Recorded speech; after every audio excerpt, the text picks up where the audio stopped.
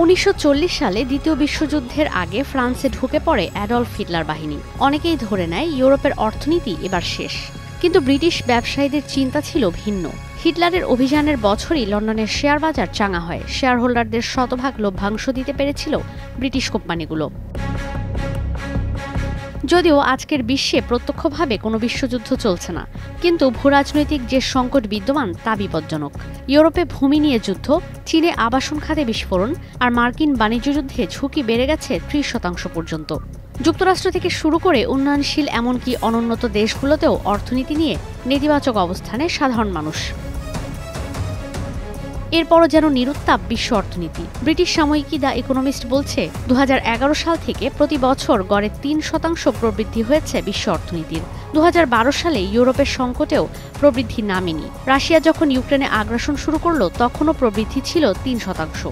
যেন নতুন সাম্রাজ্যবাদের সুফল ভোগ করছে বিশ্ব, যেখানে কোনো সংকটই ব্যাহত হচ্ছে না সরবরাহ ব্যবস্থা।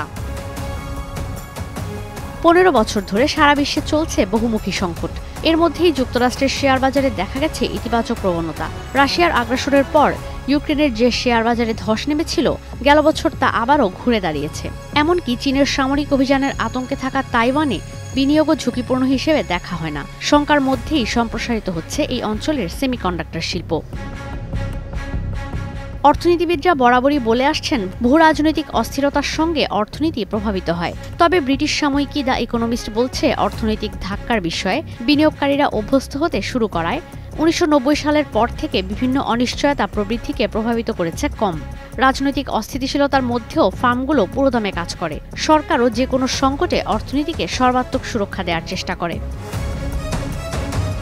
মার্কিন জ্বালানি তেল ও গ্যাসের কারণে রাশিয়া ও মধ্যপ্রাচ্যের ওপর কিছুটা কম নির্ভরশীল বিশ্ব, যে কারণে ইউক্রেনে রাশিয়ার আগ্রাসন এবং মস্কোর ওপর পশ্চিমা জ্বালানি নিষেধাজ্ঞা ইউরোপে মন্দার সৃষ্টি করতে পারেনি।